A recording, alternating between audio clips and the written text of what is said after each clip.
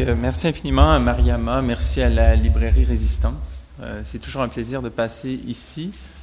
J'ai beaucoup d'estime pour le travail que Mariama fait sur la question des paradis fiscaux pour faire en sorte qu'on connaisse ces enjeux-là, qu'on les démystifie, qu'on en parle et qu'on en parle, je dirais, sans complexe, puisqu'il s'agit d'une question dont il faut s'emparer. Et je dirais que il y a différentes façons d'aborder le travail que William et moi avons fait sur la question minière internationale.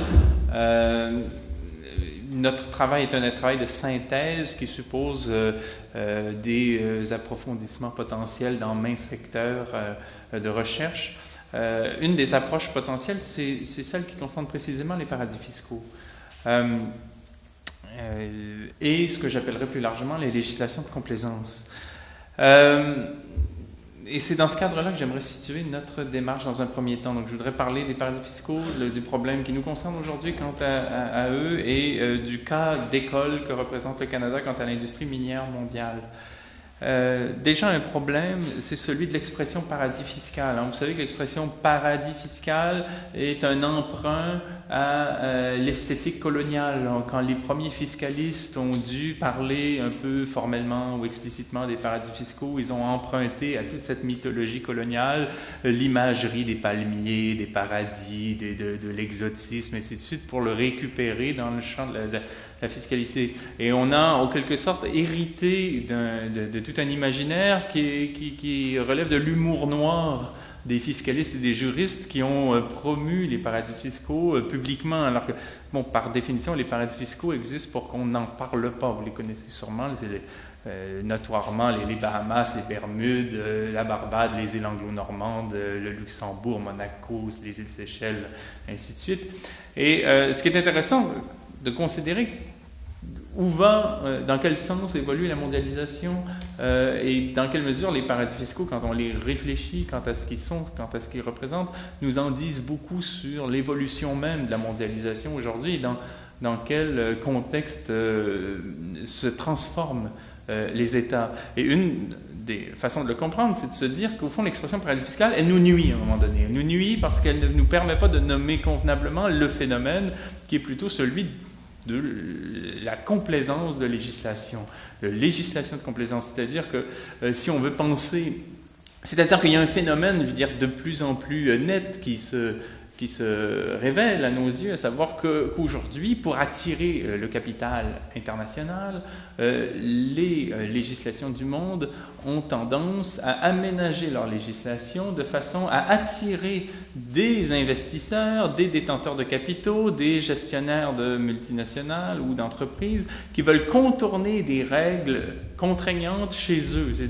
C'est-à-dire que les législations aujourd'hui vont attirer des capitaux en permettant à des acteurs qui font face à la règle des droits et des devoirs qui prévaut en principe en démocratie, de se soustraire de ces règles-là et de pouvoir évoluer offshore. Qu'est-ce que ça veut dire? Ça veut dire que ça veut dire que on se retrouve aujourd'hui avec plusieurs dizaines de législations qui définissent le droit, aménagent la réglementation strictement de façon à permettre à des acteurs quelque part dans le monde de bénéficier d'ère du laisser-faire, de bénéficier de législation où tout d'un coup tout devient possible.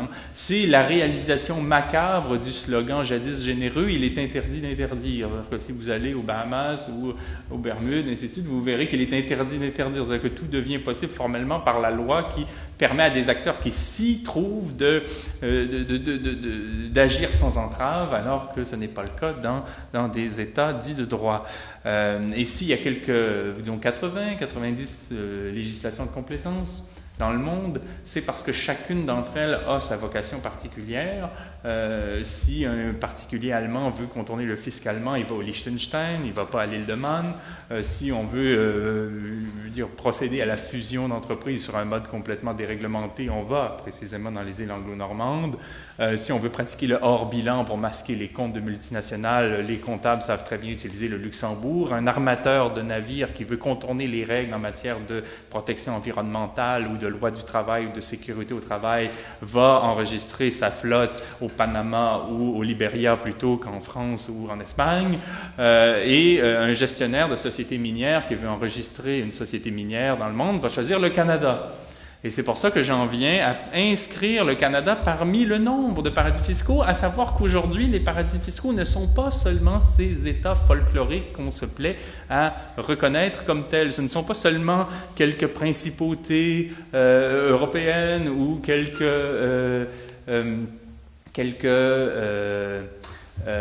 dépendances britanniques des Caraïbes qui sont à compter au nombre des paradis fiscaux, puis ce ne sont pas non plus seulement des places boursières comme la City de Londres ou des États très particuliers comme le Delaware aux États-Unis, mais ce sont des États mixtes, au fond, des États qui sont à la fois des États de droit et qui tendent à offshoriser, quoi, et donc à pratiquer, à libéraliser à outrance des secteurs entiers de leur économie. Si vous prenez par exemple l'Irlande, l'Autriche, les Pays-Bas, la Belgique, vous avez là ces espèces de paradis fiscaux mixtes qui sont à la fois des États de droit et des endroits où on pratique le secret bancaire. L'Irlande, par exemple, c'est le paradis de la propriété intellectuelle. Vous avez un certain nombre d'États qui vont utiliser leur législation pour aménager des zones judiciaires et fiscales de laisser-faire de façon à attirer des investisseurs et des acteurs du domaine, quoi. Et il s'agit évidemment d'une perversion de l'économie qui nous donne qui suscite beaucoup de problèmes par rapport à ce qu'on considérera être du ressort de la souveraineté des États. C'est-à-dire, dans un monde tel où, au fond, les États peinent à faire reconnaître leur souveraineté sur leur territoire, dans la mesure où tout acteur peut quitter cet État pour enregistrer ses activités ailleurs dans le monde où ça sera plus avantageux, on peut dire qu'il y a un concept là qui est en crise, qui est celui de souveraineté. Marie-Christine Dupuis-Danon, qui est une criminologue, qui a travaillé longtemps pour l'Union européenne sur la question du blanchiment de capitaux dans le domaine du crime, explique qu'aujourd'hui, quand un acteur veut mener une opération qui semble délicate, à la limite du droit, voire tout à fait délictueuse, cet acteur-là aura tendance non pas à se demander si ce qu'il a en tête est illégal, qu'à se demander où est-ce qu'on peut enregistrer une telle opération pour qu'elle devienne légale. Et on est dans un ordre mondial où les souverainetés se font concurrence pour, au fond, légaliser des méfaits potentiels. Donc, et évidemment, cette concurrence entraîne les souverainetés vers le bas. Et c'est précisément ce genre de questions-là sont celles que j'ai soulevées dans un livre précédent, Offshore, mais ce sont précisément celles qu'on retrouve dans un rapport sénatorial qui vient tout juste de paraître en France sur la question de l'évasion fiscale, mais plus largement, je pense, sur la question des paradis fiscaux. Et je cite un passage de ce rapport qui est l'introduction, qui porte sur la souveraineté. On lit ceci. Ce champ de la souveraineté de l'État a pu être restreint dans l'histoire, mais la question de ses limites reste posée. Excusez-moi.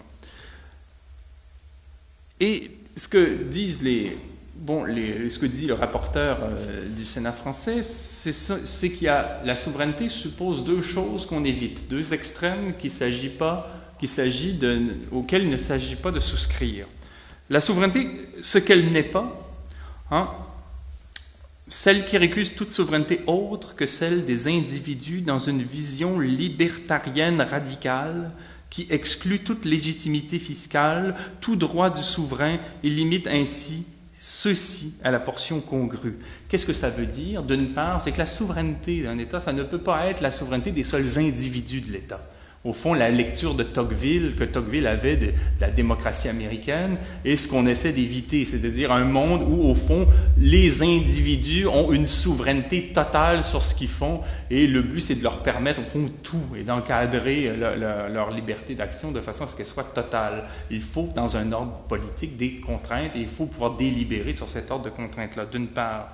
D'autre part, je ne sais peut-être pas le passage, mais c'est page 14 pour ceux qui s'intéressent à ce rapport, c'est l'idée qu'un État ne peut pas non plus garder pour lui toute la souveraineté et être, au fond, faire reposer son pouvoir strictement sur la décision d'un souverain qui pourrait être un dictateur, au fond. Dire, bon, ben, dès qu'un souverain décide quelque chose, il s'ensuit un effet et il n'y a plus de contre-pouvoir, il n'y a plus de mesures pour contrôler la chose. Donc, au fond, ce qu'on constate quand on s'intéresse à la question de la souveraineté, c'est de dire que d'une part, on ne peut pas simplement dissoudre la souveraineté de l'État dans une souveraineté individuelle où chaque individu aurait le pouvoir de faire à peu près ce qu'il veut, y compris être une menace pour l'autre. Mais on ne peut pas non plus voir la souveraineté comme le fait d'un souverain qui aurait tous les pouvoirs d'une manière aveugle et pourrait en quelque sorte tout faire avec la déposition de la décision publique qui est la sienne. Donc on est entre ces deux extrêmes, et l'intermédiaire entre ces deux extrêmes-là nomme le droit et l'état de droit et ce qu'on peut essayer de générer dans un processus démocratique, à savoir qu'on réfléchit en communauté sur les contraintes qui seront les nôtres et que veillera à faire valoir le souverain dans un esprit collectif. Le problème aujourd'hui, c'est qu'on n'est plus du tout dans ces espaces-là, puisque tout acteur qui veut quitter l'espace du droit dans lequel on délibère sur ce qui fera, donc ce qui sera du ressort du souverain, c'est-à-dire de celui qui décide pour la communauté, qu'on est dans des espaces où toute personne peut se soustraire à ces règles-là et faire un peu ce que bon lui semble ailleurs. On est dans un ordre où, bon, ce que je disais tout à l'heure, le gestionnaire de multinationales, l'armateur de navires, même le trafiquant de drogue, même, je veux dire, tout acteur peut, comme bon lui semble, dès qu'il a un peu de capitaux, se soustraire aux règles et agir à sa guise. Et ce qui nous intéresse, nous, au fond, c'est de voir dans quel processus historique se situent des acteurs fortunés, des acteurs puissants, en tant qu'ils se soustraient continuellement aux espaces de droit, quelle que soit la qualité de la délibération dans la vie publique.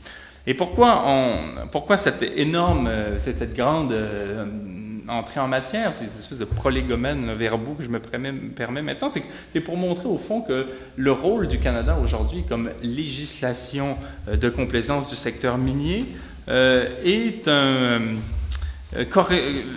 s'entend, je dirais, peut se comprendre à l'aune de ces considérations que j'ai voulu schématiser rapidement. Le Canada est dans le panel de paradis fiscaux de la planète, là, la législation de complaisance du secteur minier. 75% des sociétés minières mondiales sont canadiennes. Si vous prenez une société minière au hasard, là, il y a 3 chances sur 4 qu'elle soit canadienne. Et pourquoi? Là est la question. Parce que les motivations de cet enregistrement canadien de l'industrie minière correspondent tout à fait aux logiques qui prévalent quant aux législations de complaisance et aux paradis fiscaux normalement. C'est-à-dire que les sociétés dites canadiennes du secteur minier ne sont pas nécessairement à l'origine canadienne. C'est-à-dire qu'on vient d'Israël, de Belgique, de Suède, des États-Unis, d'Australie, d'ailleurs, de Chine même, pour s'enregistrer à Toronto ou pour acheter des sociétés à Toronto, de façon à profiter de gisements miniers qui ne sont pas au pays, mais qui sont ailleurs. Au Congo, en Zambie, au Burkina Faso, au Chili, en Argentine, en Équateur, en Papouasie-Nouvelle-Guinée, en Roumanie, et ainsi de suite. Donc, il n'y a pas d'activité substantielle au Canada. Là. On part d'Australie, on va exploiter une mine au Congo, mais on va s'enregistrer au Canada, on va faire ce grand détour. De la même manière qu'un investisseur, par exemple, américain, pourra passer par les îles Vierges britanniques ou l'île de Jersey pour mener une opération qui concerne une transaction avec l'Allemagne. Donc, c'est une espèce de grand détour qui vise strictement à profiter des avantages que confère une législation à des acteurs d'un secteur donné. Donc, aujourd'hui, 3 sociétés minières sur 4 sont canadiennes, elles viennent de partout et passent par le Canada pour exploiter des mines ailleurs. 60% des sociétés minières qui sont cotées en bourse le sont à Toronto. Il y a à peu près 1600 sociétés minières dans la province de l'Ontario seulement, alors qu'il y a une quarantaine de mines en opération seulement. Donc, c'est vous dire la proportion de sociétés qui sont là strictement pour profiter des avantages. Et rapidement, avant de passer la parole à William, j'expliquerai en 4 points ce qui motive les acteurs du secteur minier à passer par le Canada. Avant de se faire, une dernière précision qui n'est pas banale, c'est que l'industrie minière mondiale a un piètre dossier social, politique et environnemental. Dire que ceux qui s'intéressent à la documentation internationale sur cette industrie savent qu'elle est visée, énormément de sociétés minières dans le monde, donc canadiennes, sont visées dans des rapports qui portent sur des cas d'abus de droits humains, de meurtres, de soutien à des atteintes à des populations, des problèmes de pollution massive, de santé publique, d'évasion fiscale, de collusion avec des seigneurs de guerre, de partenariats commerciaux avec des dictatures, ainsi de suite, trafic d'armes, en Sierra Leone, en Angola, dans l'est du Congo. Donc on a là une industrie qui est fort controversée. Il suffit de lire les rapports de l'ONU sur la guerre dans les Grands Lacs ou des décisions de justice, par exemple, du tribunal espagnol qui s'est prononcé dans un cas concernant aussi les Grands Lacs, ou des rapports d'ONG que vous connaissez tous, là, Amnesty International, Human Rights Watch, Global Witness, des rapports, des livres, des textes. En fait, si on fait la synthèse de ce qu'il dit sur cette industrie-là, on a assez rapidement les éléments nous permettant de rédiger un livre noir d'industrie minière mondiale. Et cette industrie minière-là choisit le Canada pour s'enregistrer parce que le Canada lui offre toutes sortes de choses, y compris une couverture judiciaire. Et c'est le sens de notre démarche. C'est-à-dire qu'une société minière qui, depuis Sydney ou depuis Francfort ou depuis Bruxelles se trouve créée au Canada, l'est parce qu'au Canada, déjà, il est plus facile qu'ailleurs de spéculer à la bourse. Les modalités de divulgation à Toronto sont lâches. Cela favorise la spéculation, mais cela favorise surtout le jeu des bonimenteurs qui veulent vendre en quelque sorte la richesse des gisements, veulent faire valoir la richesse des gisements dont ils se sont portés acquéreurs auprès des marchés de façon à faire augmenter la valeur des actions. Ça, c'est un premier point, c'est important, même si ça peut sembler technique, là. Le deuxième point, c'est qu'il y a des avantages fiscaux au Canada qui sont conférés aux investisseurs qui placent leurs actifs spécifiquement dans le domaine des mines. C'est-à-dire que si un fonds de retraite, une compagnie d'assurance, une banque, un particulier fortuné souhaite investir des capitaux à la bourse, au Canada, il aura des avantages fiscaux s'il place ses actifs spécifiquement dans le domaine minier. Et ce ne sera pas le cas s'il investit dans l'éolienne ou le sirop d'érable. Donc, cette filière minière là, est encouragée par l'État canadien d'un point de vue fiscal. Il y a notamment un programme qui porte le nom d'Action accréditive, là, qui va en ce sens. Et donc, du coup, ce qu'on voit apparaître à Toronto, c'est un bas de laine de l'industrie minière. Là. Il y a un pipeline d'argent qui part de Toronto et qui alimente en flux financier les sociétés minières du monde qui cherchent à financer leurs projets d'exploration ou d'exploitation, qu'ils soient controversés ou non. Donc, une société suédoise ou belge ou australienne aura intérêt à passer par Toronto parce qu'elle aura accès à cette manne de capitaux qu'elle n'aurait pas nécessairement chez elle. Une fois qu'une société s'est présentée au Canada pour exploiter une mine quelque part dans le monde, aura pu jouer au bonimenteur sur le marché financier, attirer une manne de capitaux et pourra sur place commencer ses opérations. Qu'est-ce que ça veut dire? Ça veut dire faire mener des projets d'exploration ou d'exploitation souvent controversés. William en parlera. Et ce sont des projets qui peuvent parfois mal tourner. Et il faudra que les autorités locales soient complaisantes, elles aussi. Et le Canada offre à cette industrie minière mondiale une diplomatie tout à fait au fait de ses intérêts, de ses besoins.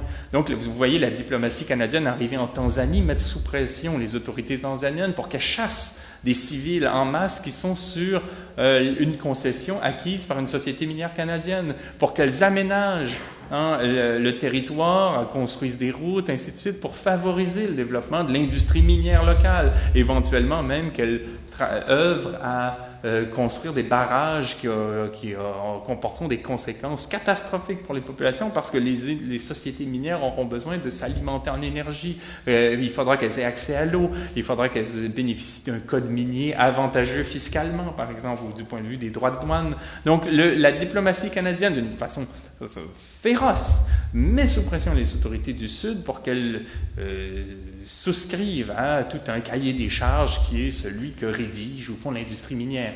Et quand ça se met à tourner mal, et ça tourne mal assez souvent, beaucoup trop souvent, scandaleusement souvent, quand ça tourne mal, quand il y a des tensions, quand il y a des phénomènes migratoires hors de contrôle, quand il y a des phénomènes d'atteinte à la santé publique, de pollution, de corruption, quand il y a des tensions même qui peuvent dégénérer en guerre civile, et que des organisations s'emparent de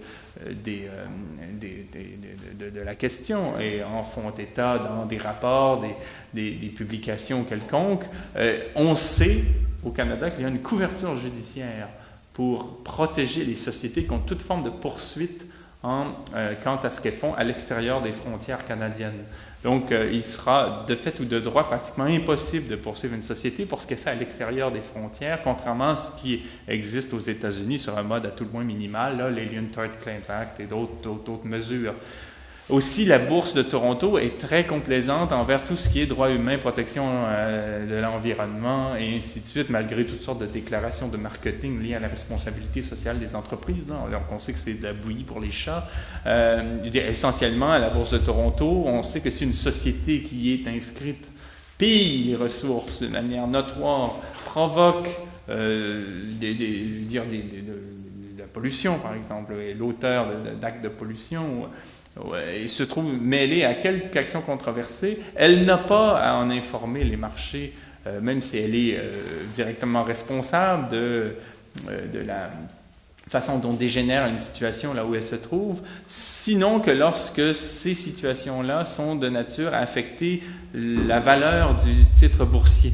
Donc, au fond, la loi n'existe que pour protéger les actionnaires. Si les actionnaires risquent d'être affectés par le fait qu'on a provoqué une guerre civile dans le monde, là, il faudra peut-être s'en soucier, mais sinon, ce n'est pas l'affaire des investisseurs à Toronto. Donc, au fond, ce que l'on rend impossible au Canada, sans parler de la facilité par laquelle on peut poursuivre des militants, des citoyens, des intellectuels qui s'intéressent à la question. Là, ce qu'on essaie de rendre impossible à Toronto, c'est le soulèvement d'une question, savoir qu'est-ce qu'il en coûte pour qu'une action monte à la Bourse de Toronto. Est-ce qu'il faut corrompre? Est-ce qu'il faut polluer là où on exploite? Est-ce qu'il faut armer des seigneurs de guerre? Est-ce qu'il faut multiplier les externalités? Qu'est-ce qu'il faut faire pour qu'une action monte à la Bourse de Toronto? C'est une question qui reste taboue chez nous, qu'on fait tout pour ne pas soulever dans une optique, au fond, du secret, qui est bien celle du secret qui prévaut dans toute législation de complaisance.